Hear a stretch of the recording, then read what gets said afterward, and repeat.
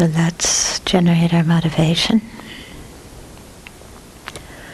And feeling really pleased that we've not only encountered the Buddha's teachings, but also the Mahayana teachings, the teachings of the Great Vehicle.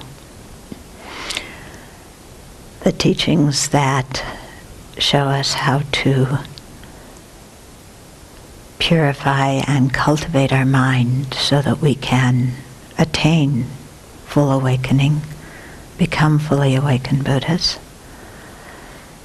So having encountered these teachings and having faith in them, then let's really try and practice them while we have the opportunity and cultivate that bodhicitta motivation and see our lives in terms of the long perspective and what is really valuable for us to do. And in that way work not simply for the temporal benefit of sentient beings, let alone our own temporal benefit, but especially for the long-term benefit of each and every living being.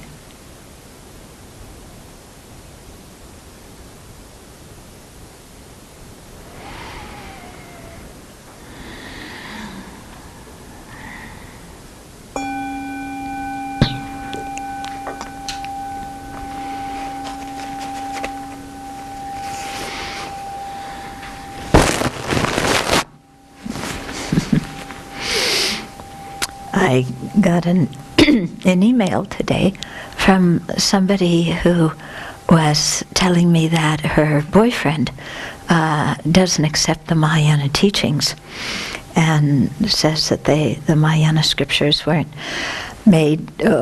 spoken by the Buddha, and so it's impossible to become bodhisattvas or to attain full awakening. And she doesn't understand enough to discuss it, and so thinks it's a fruitless argument to pursue with him. That part's true, but it made me really think, wow, it's quite unfortunate that this person has that view. Well, a number of my Dharma friends from the Theravada tradition do have that view, and I certainly respect them for it, and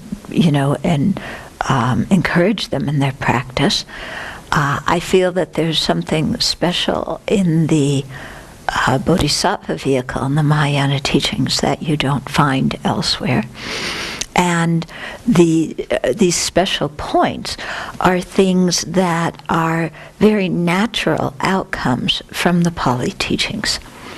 So, for example, in the Pali canon, the suttas talk about how the Buddha taught the four measurables, the four Brahma Viharas: love, compassion, joy, and equanimity. And if you look at bodhicitta, bodhicitta is based on that, but enhances all of those four. Yeah, so it's not just love for one person or whatever, but it's equal love for all living beings. The love that not only wishes them to have happiness and its causes, but the great love that's going to get involved in bringing that about, and the great compassion that's going to get involved in bringing it about.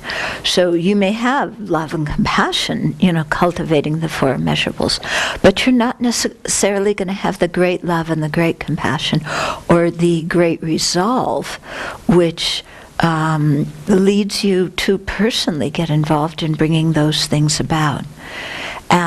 So in that way you can see that, how a bodhisattva is described follows very well from the arhat's practice of the four immeasurables, but really enhancing and expanding them. Okay.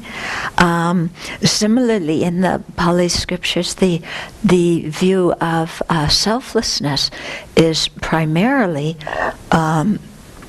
emphasizing the selflessness of person. There's some doubt whether, the Buddha also could have been speaking of the selflessness of phenomena. It's actually quite hard to tell. But in any case, it's definitely emphasizing the selflessness of person. And in the Mahayana scriptures, they talk also of the selflessness of phenomena. So it's, expanding and enlarging upon what the Buddha spoke about in the Pali scriptures. So I don't see them as two, kind of cut off things. Yeah. So it made me kind of sad to hear that. No?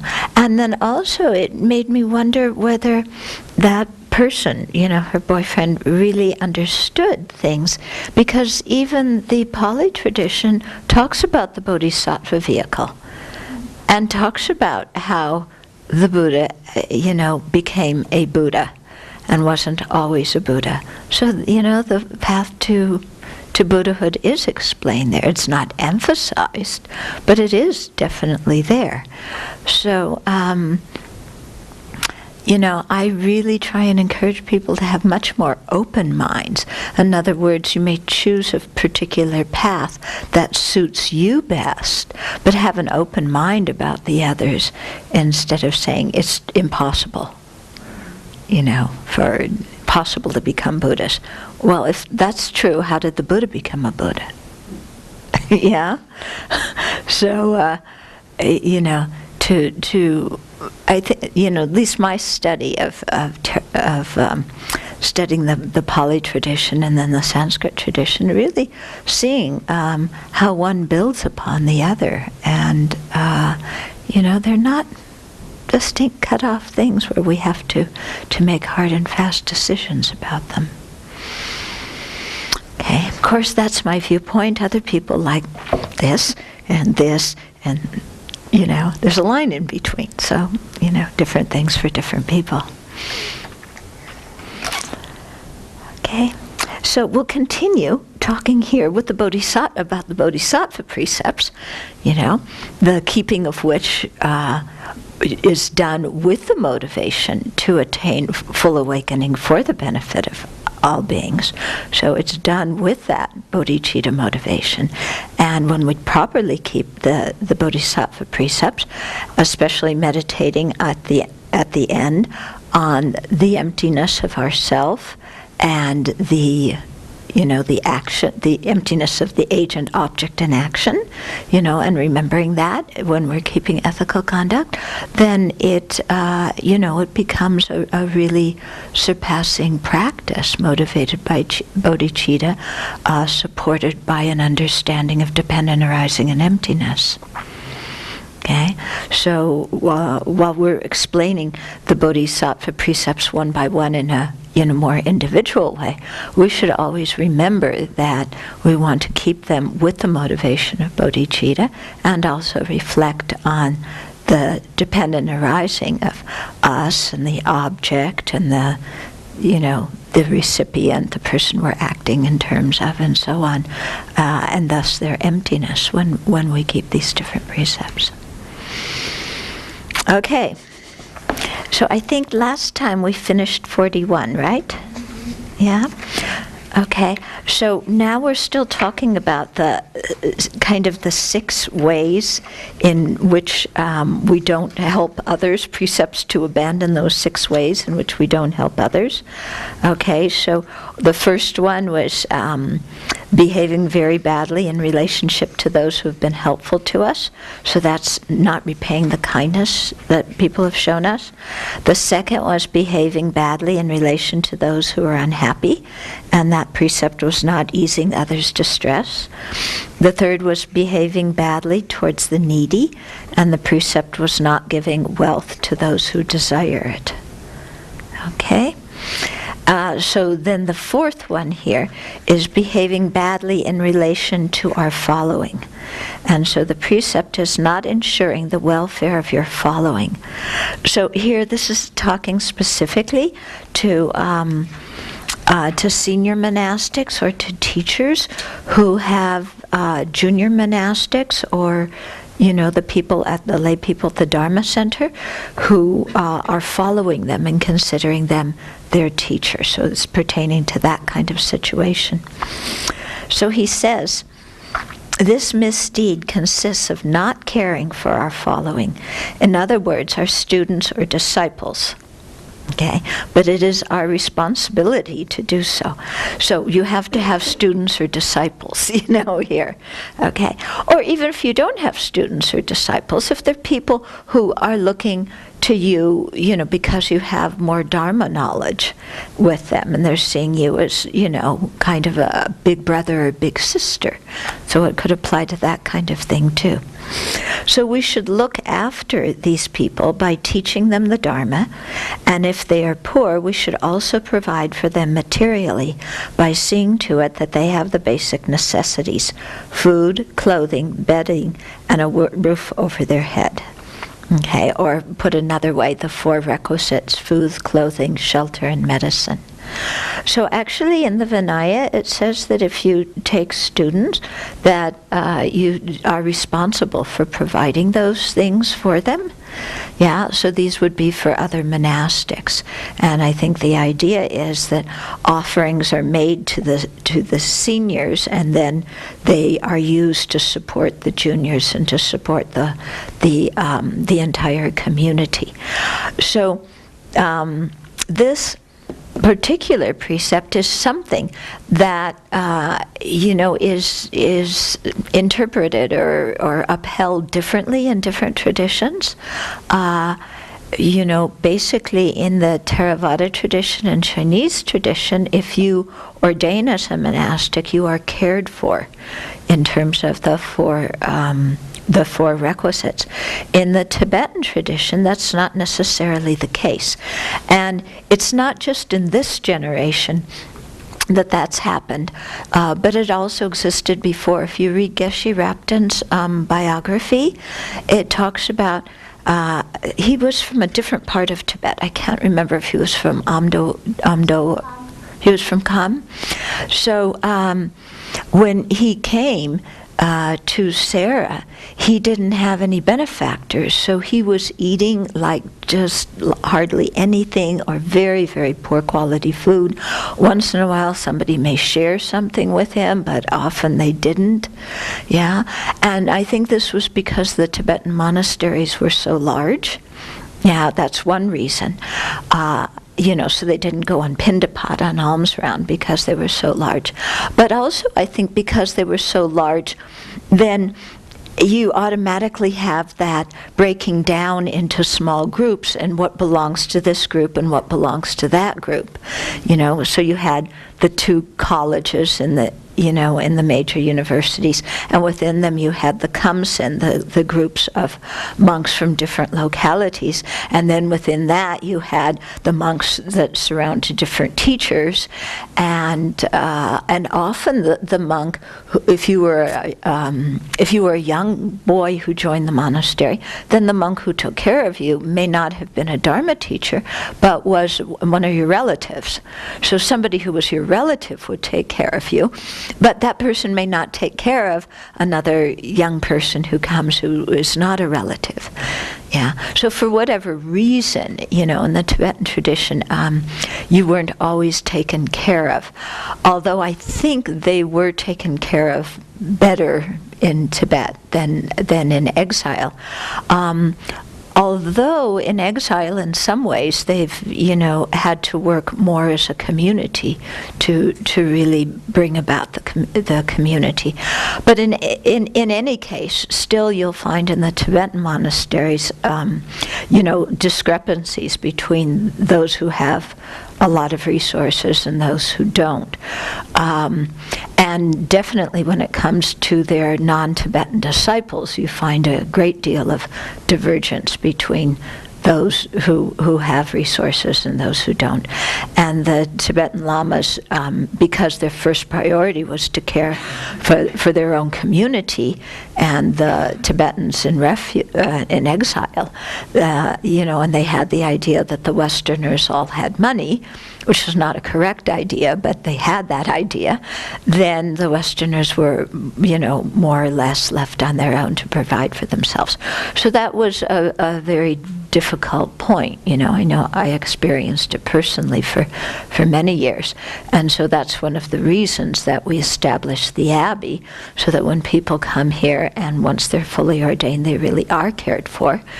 And before that, you still have room and board and, and your clothes and so forth. You aren't left on your own. But you can really see why there's this precept that if you have students, in order to teach them the Dharma, they have to have at least food in their stomach and a roof over their head and clothes and medicine. Otherwise, they aren't even in a position to be able to listen to the teachings. Okay? So you provide for them physically so that they're in a state where they can receive the teachings. Yeah. In terms of supporting lay people, then it's a completely different ballgame, okay? Because the relationship between the lay and the Sangha has always been that the Sangha gives the teachings and the lay support through, giving resources and so on. So this kind of precept I don't think would apply for lay students, unless you have, a really serious lay student who wants to practice, but then you would think that that person would ordain. So, I don't know. So he says, if we fail to do so out of anger on animosity, we commit a secondary misdeed associated with afflictions. If we do not look after them because of our sloth, laziness, or carelessness, it is a misdeed dissociated from afflictions. Okay, and again, just to review, that's because if, with any of these, if we do it with anger or animosity, there's a lot of energy behind that, So this division into associated and non-associated with afflictions, we've seen applies to all these precepts, and that's because with the anger or animosity, there's a lot of energy and there's a strong determination, that you don't want to help this person. So that karma is going to be much heavier than if you're just careless or lazy or slothful. So, being lazy or slothful or sleepy, there's still affliction, but it's called not associated with affliction because there isn't a strong motivation to actively harm that person. It's more done just out of forgetfulness or ignorance or something. So there's some negativity, but it's certainly not like, having a very resentful, antagonistic mind saying, I'm not going to support you, or with any of the precepts, going against them.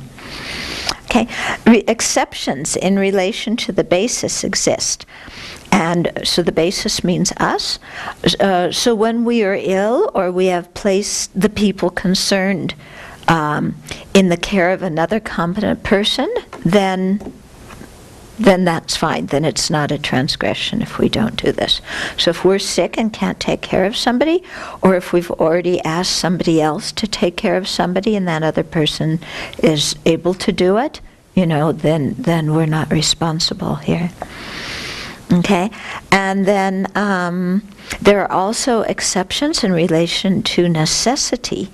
Okay, when it is better for the people not to receive our assistance in the form of teaching or material support, and when providing them with it conflicts with monastic rules. Okay, so what would be an example of not providing teachings for somebody? That could have this kind of reason where it's better for the people not to receive the teachings. What would be an example of that? Asking for teachings that are more advanced than the person's ready. Okay, so asking for a teaching that's more advanced than the person's ready to hear. In that case, what is very good to do is to say, yes, I will do that, but first you have to know the beginnings, and you have to read and study, the 3 principal aspects of the path and all this kind of stuff.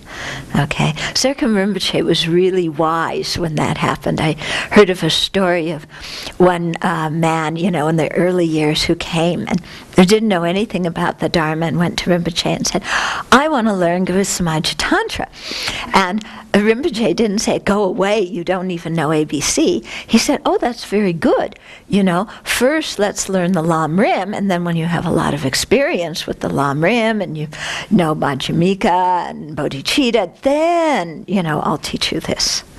So it was a very skillful way. Yeah?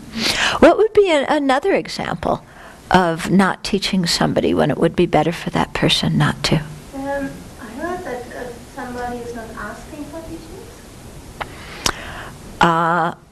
You mean like if somebody hasn't requested the teachings? Yeah. Yeah, generally then you don't teach. Yeah. Mm-hmm. If it wouldn't be good for their mind. Yeah, so what would be an example of not being good for their mind? Like the emptiness teachings. Okay, so if they're not prepared to hear the teachings on emptiness, so that's kind of relating to what she's doing. Mm-hmm. What about if you've given these teachings over and over and the person just isn't practicing? So you've given the teachings many times, the person's heard them, but they're too lazy to look up the answers or to read their notes or to listen to what's been taught before. Yeah, that could probably be that too, to really emphasize to that person that you need to put forth effort. Yeah, so it would be a way of teaching that person the importance of, putting forth your own effort. Okay. Mm-hmm. If they come to request with a certain level of cynicism rather than doubt, almost like show me or convince me, kind of attitude that isn't open to it, but more like ready to refute and to... Okay. Yeah, so if the person's request is not sincere, yeah, then as a way to help them reflect on their own motivation, you might say no, and then encourage them to reflect on their motivation for requesting that teaching. Yeah. Another thing, yeah? I was thinking of somebody I know who's not Buddhist who has a negative attitude. Mm-hmm. You would just kind of reinforce that in a way. Mm-hmm. That's kind of what she's saying, somebody who's cynical or whatever. Yeah, so somebody who's not requesting teachings with a sincere attitude. Also regarding that kind of sincerity, if a person requests the teachings, but you know that they want to have the teachings so that then they can either go and refute it to other people and denigrate the teaching, or so that they can go and teach it to other people and make a big name for themselves. So, when we talk about the 3 kinds of vessels, the upside down and the leaky pot, and then the one that's dirty inside. This is if somebody who's one who has a wrong motivation, it's like pouring pure water into a dirty vessel, because that person's going to take the teaching and misuse it. For example, I remember, can't remember the entire circumstance, but it was after one of these tours of the monks who went around and they, did the Medicine Buddha puja and built the Medicine Buddha mandala and everything.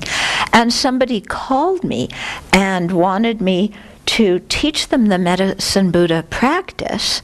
They weren't a Buddhist, so that they could then go teach it to all their friends at their yoga center, or whatever it was. Yeah.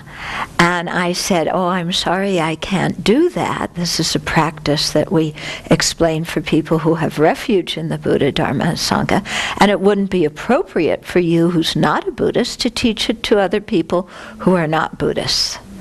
Yeah?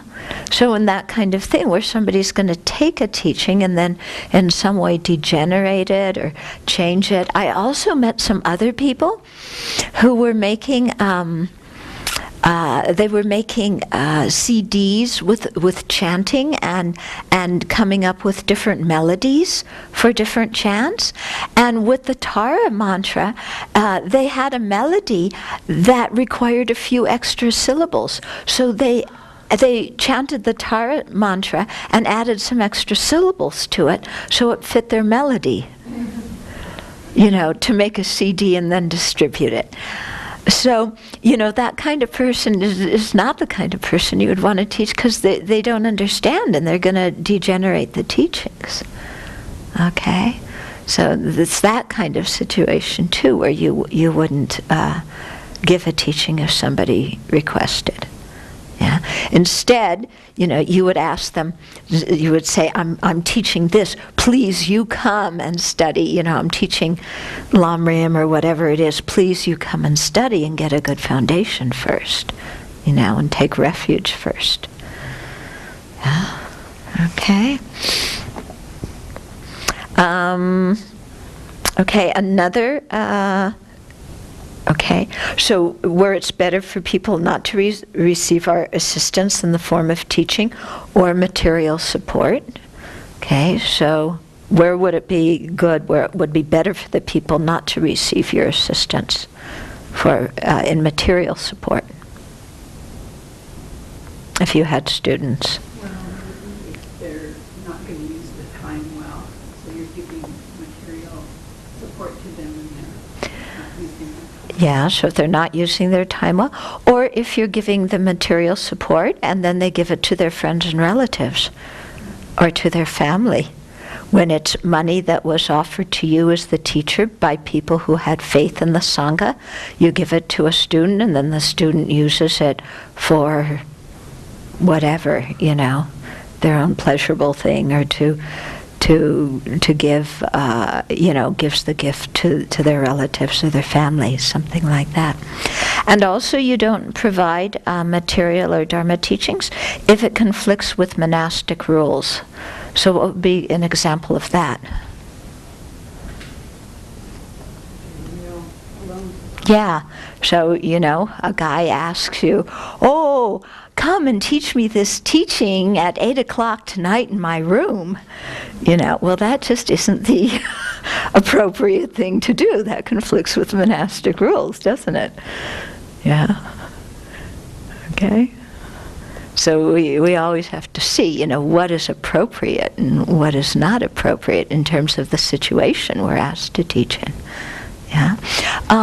Sometimes what I found is, many people are not aware that when they invite somebody to teach, the teacher should be sitting higher than everybody else. Yeah. And so sometimes they set it up, the teacher's here and then people are sitting in chairs around the teacher. I think if you're in an auditorium and you're down and everybody's, it's one of that, I think that's okay, because they're looking down, but I think they're hopefully getting the idea that you have something to say. But, people should always be sitting lower than the teacher. Yeah? And some places just don't realize that when they set up the seat. So I try and tactfully say something, and also on a practical level, and say, I can't see the people I'm teaching. Yeah, and so there's some places where, like when we were in Singapore recently, where they were able to adjust the seating and they brought in a chair, and then it was really nice. I could see the people and they could see me, which is far better. But then in other places where I went, I was sitting on something like this tall, and I'm small, and I couldn't see past like the first 2 rows, and there were was a huge room filled with people. So, sometimes people aren't aware of that. If you're up a little bit, that it's showing respect, but still for the audience, they can't see you, and that really influences, I think. What about, I heard stories that when teachers don't want to sit higher than... Mm-hmm. Like what? And for example, you want to give an even if the teacher is saying, the guest teacher is saying, I don't want to sit higher. Yeah. So if the teacher doesn't want to sit higher, then it's fine. Yeah. But, you know, that it may be a very informal kind of situation, not a formal Dharma teaching, and they may be meeting with people who are not Buddhist. Yeah, because I know when I go to speak to a group of people who are not Buddhist, you know, often I don't wear my upper robe because people aren't used to it. I wear just a jacket. The people are not Buddhist, and, you know, it's more acceptable for them in that way. Yeah, so if out of skillful means and adapting to the way things are done in a particular place, I think that would have some sense.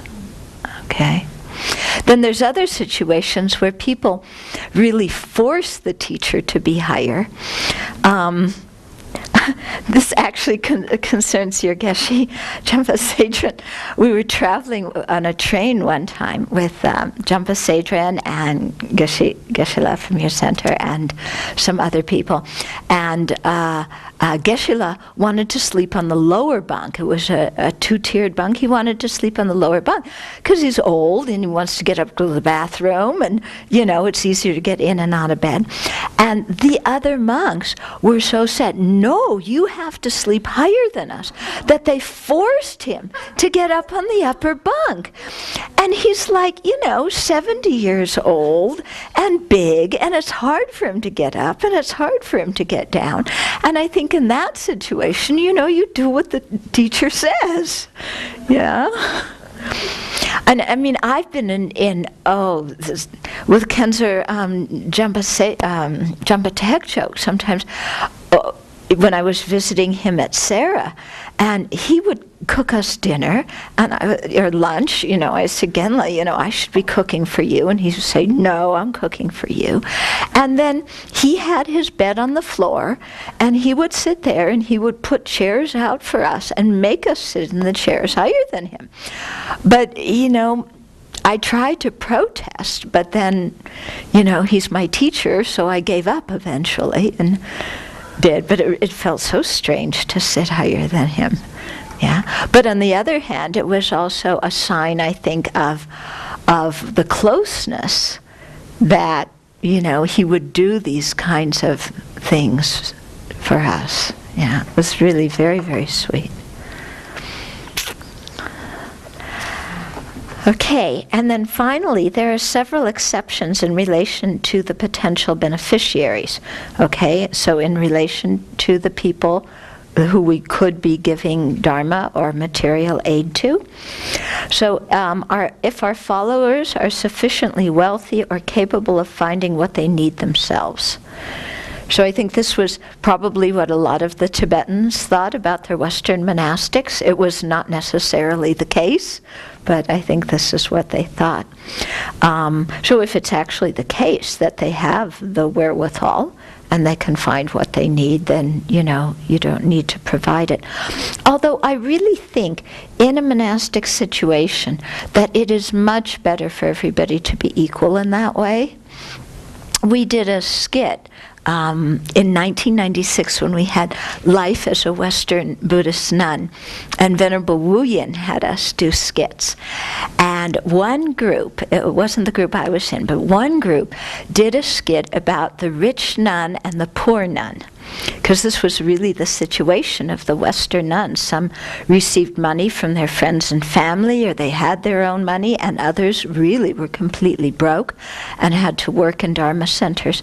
So in the skit, there was, you know, the rich nun with her nice robes who was going here to receive teachings and going there to receive teachings and walking out the door and, you know, to going everywhere with her, you know, brocade book covers and nice things. And then there was the other nun in her ragged robes with a scarf around her head, scrubbing the floor, answering the phone, talking to the lay people, cooking, cleaning, doing everything.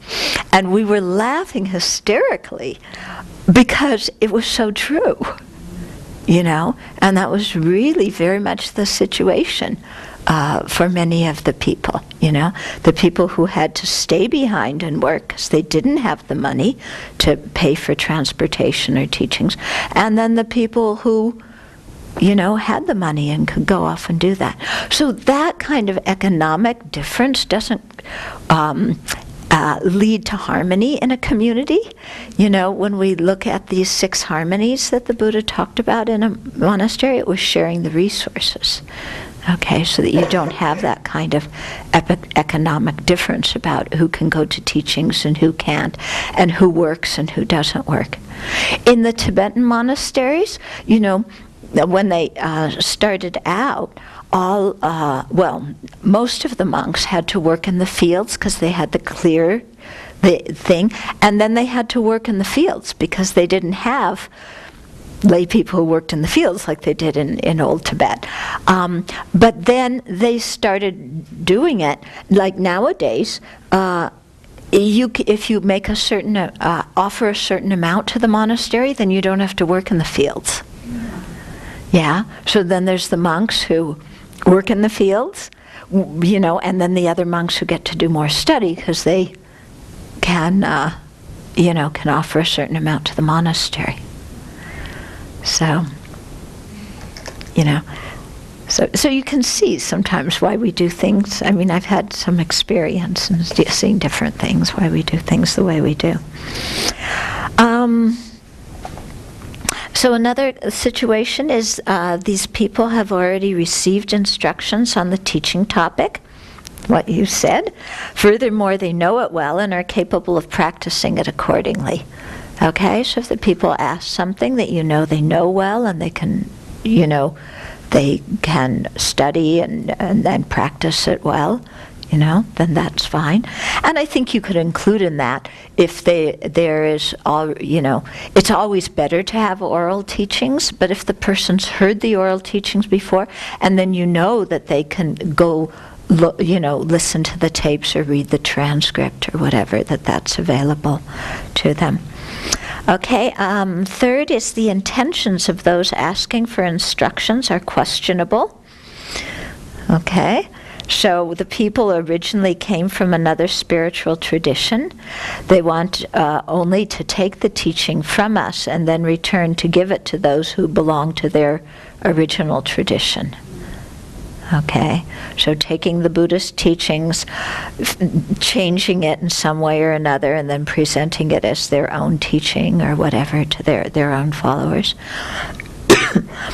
Other possibilities are that the people requesting the teaching plan to use it to earn their livelihood, okay, to criticize Buddhism, or to gain power over others. Yeah, so in any case where you feel that the people are going to misuse the teachings, then it's fine to decline to give them. Okay, any more discussion on this one? Yeah. We're still on 42, right? Yeah. So in the red book, red prayer book, Uh-huh. did you comment on that translation? Yeah, not working for the welfare of one's circle of friends, students, employees, helpers, etc. In 42, it's describing more particularly when it says not ensuring the welfare of your following. Here, following is defined as your circle of friends, students, employees, helpers, and so forth. Okay? So in other words, the people who are relying upon you, who look to you for spiritual guidance. Yeah, I just think that it's so not clear. I've read these over for many years, and it would never occur to me, except for this commentary you're reading out now, that this is like for monastics with students. Well, not just in general. Okay. Does it have to- Well, like I said, it's not only for monastics with students. It could be for monastics with monastic students. It could be monastics with lay students. And it could be lay teachers with monastic students or lay teachers with lay students. Okay, so it's more about, Yeah? I'm not understanding. Okay, and like I was saying too, that even if you're not in the position of being a teacher, even if people are seeing you as, like an older Dharma practitioner, Yeah, to try and answer their questions and help them out. Okay? Yeah? Okay. The main point is to not collect a group of people that that follow you, and then you just ignore them and just kind of yeah. But when people follow you, then you have a responsibility towards them. I think that's what the precept's getting at. Okay? Yeah. Mm-hmm. What about when you find out while you are teaching that this person is not ready to receive the teaching? From the beginning on, you can't feel it, what's going on, and then something happens, the person is relating with the teacher, and then you realize, oh, this person is not able to receive the teaching. What do you mean not able to receive the teachings? Really, he is not the right mind for it. Okay. He's actually criticizing the teaching, for example. Yeah, so if you're in the course of giving a teaching and then you realize somebody's criticizing the teacher or they don't have enough background to understand it, then you stop teaching that topic and you start teaching what they need to hear. Yeah. Yeah, I mean, that's the obvious thing to benefit them, isn't it? Yeah. Yeah. There was a story from some of the folks in Boise when I went there, Mhm. that teacher Wang Dok went there to teach, Mhm. and he came up and no one did any prayers to begin with, Mhm. and he sat there the whole time, and then when the time was up, he got up and he left. And hours. Yeah, I heard, And yeah. he said that was the most powerful teaching he I've ever received. Yeah, when Khenzo Wangduk went there, and the people didn't do any motivation, any prayers, nothing. So he sat there for, or no mandala, yeah. And so he sat there, and then when the time was up, he got up and left, and they said it was a very powerful teaching for them. So, yeah. Yeah. Well, I still find it curious that teachers or geshes perhaps come from another country, will ordain people. They go back to their country, and these people have the Bodhisattva vows, Mm-hmm. and that just seems to still defy reason. Mm-hmm. Yeah. So you say that you're finding it very difficult to understand why people would come to another country, ordain people, go back to their own country, and leave those people there. I think that that their view is that it's more beneficial to be ordained one day in this degenerate age than it is to be ordained your whole lifetime at the time of the Buddha. So they figure even if these people don't make it as monastics, it's okay. They had a few days or a few months or whatever with precepts. Personally speaking, I think I can understand that, but I think eventually what happens is it leaves the lay people in those countries disrespecting the Sangha, because the people who ordain as Sanghas don't get any training. Yeah, and so then it becomes very difficult to establish the Sangha because the lay people don't respect. Yeah. So there's always different ways to look at a situation and make different evaluations. Huh? Okay. Then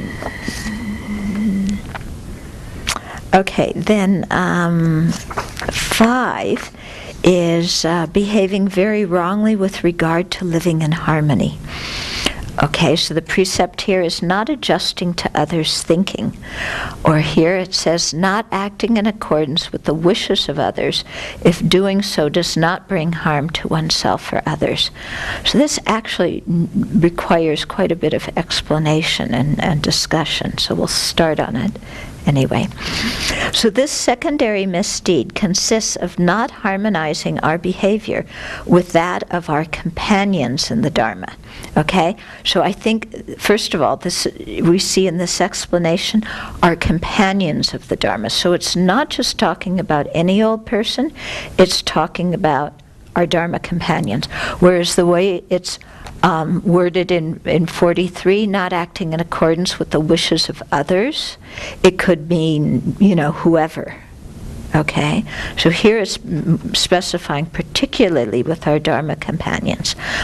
When it is inspired by anger or animosity, it is associated with afflictions. When sloth, laziness, or carelessness motivate it, it is dissociated from afflictions. Okay, from the angle of the basis, well, let's talk about what this means, okay? What does it mean to adjust to others' thinking or to harmonize our behavior? Not criticizing or judging. So not criticizing or judging. Having the shared values, so respecting each other's willingness to walk the same direction and support that in each other. Okay. Yeah, so living shared values and supporting each other. It's like, if you're person A in the community says, let's do it this way, and person B says, let's do it that way, then A, trying to meet this, would think about how can I harmonize, like can I say, sure, let's do it the new way, or would it do something so important I need to have a meeting over it or try and negotiate. But trying to first check, can I just let this be a different way, not the way I first thought of? Right. Okay. So this is a good example that living in a monastic community, people have different ways of doing things and different ideas about doing things.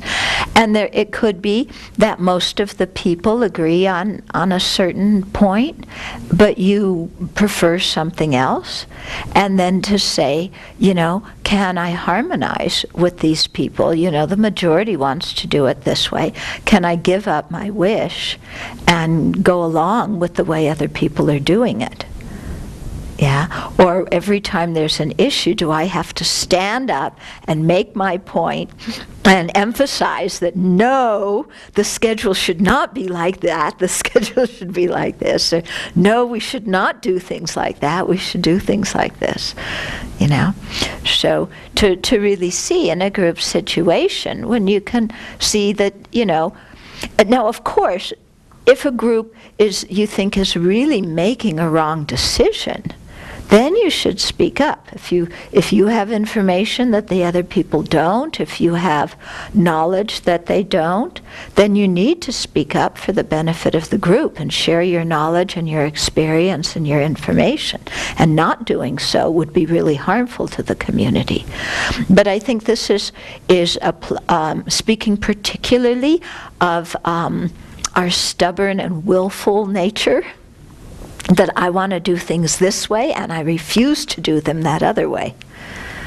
Yeah, and so then that becomes, if we have that kind of temperament, then things that are very small things can become tests of our control and our existence, and they can be really blown up to symbolize a big deal.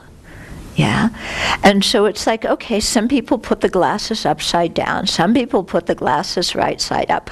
Both people think that the way they're doing it is the most sanitary way.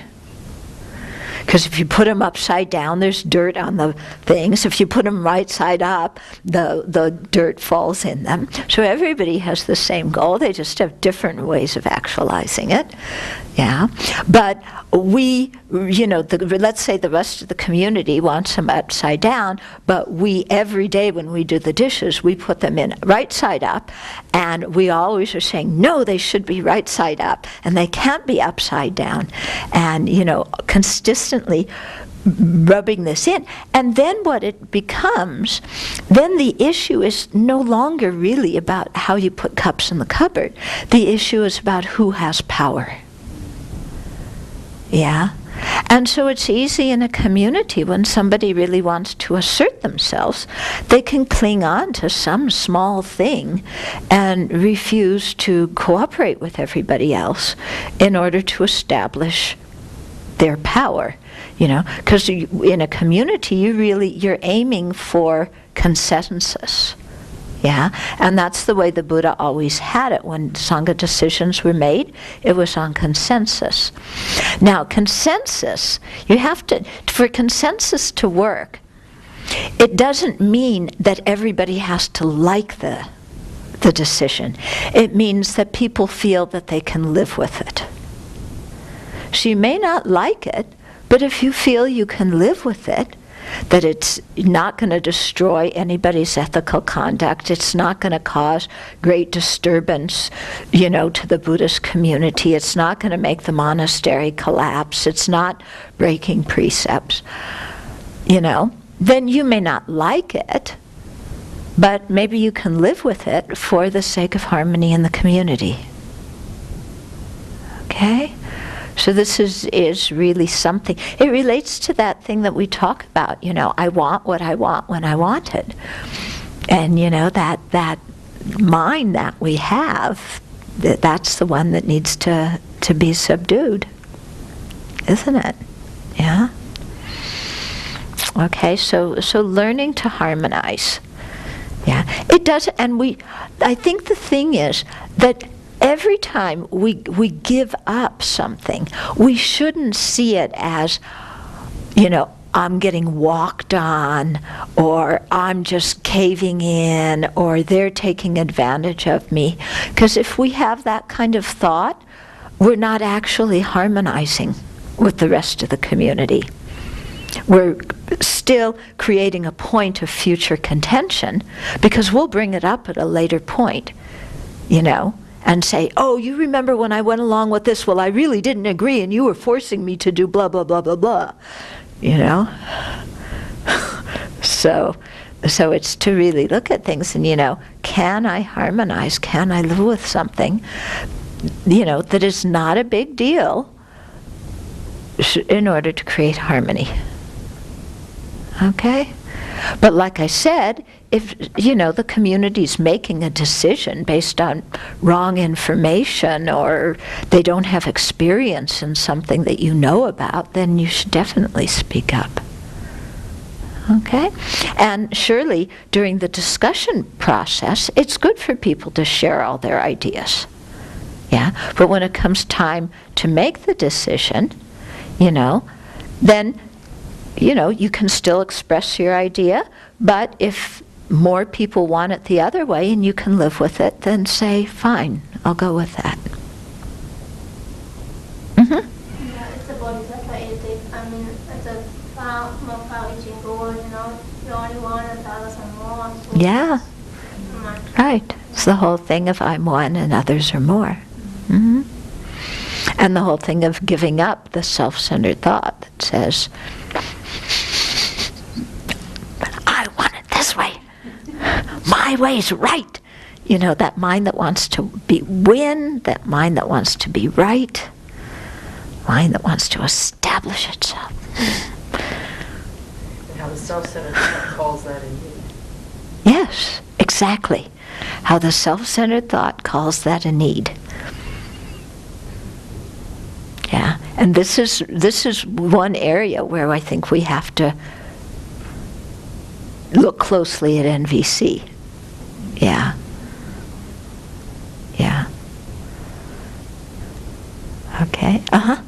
What I find is that what I have to watch out for in my own self is going along for the harmony and then resenting it. That's what it is. Right. Resentment rises. I think that's what we're pointing at. Yeah, that's what it is. And out of that, I won't quite do it. Like I'll do it 75% or something. Mm-hmm. I've just been watching this. Yeah.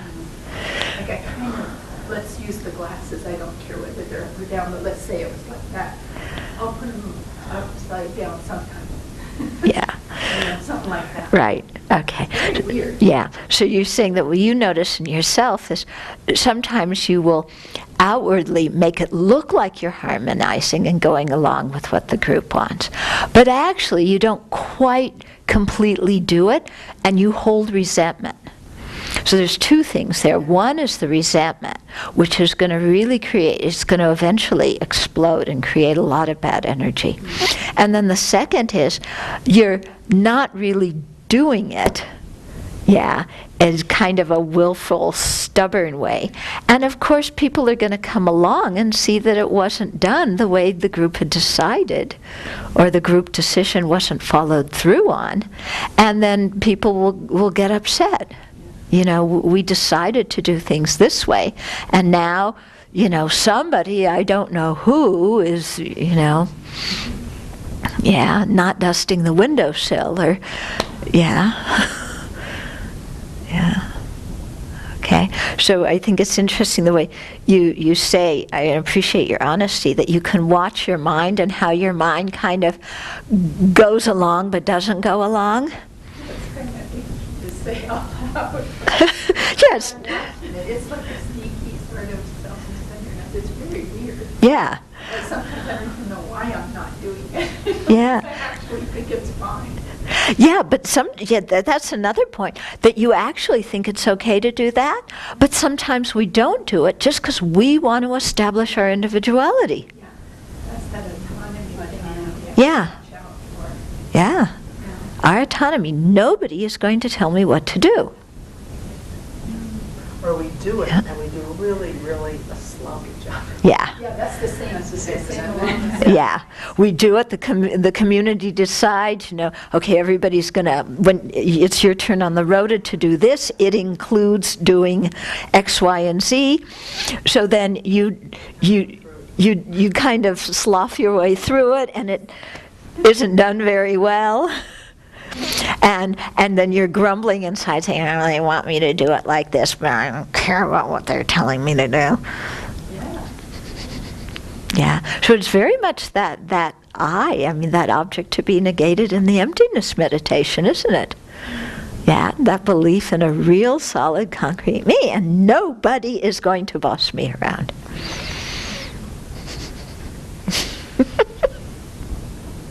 Right? We all have it, don't we? Yeah, we all have it. So, okay. I think we better stop here, and then we'll continue with this one, because there's a lot more to discuss with it. But let's keep these examples in mind and see how we carry them through.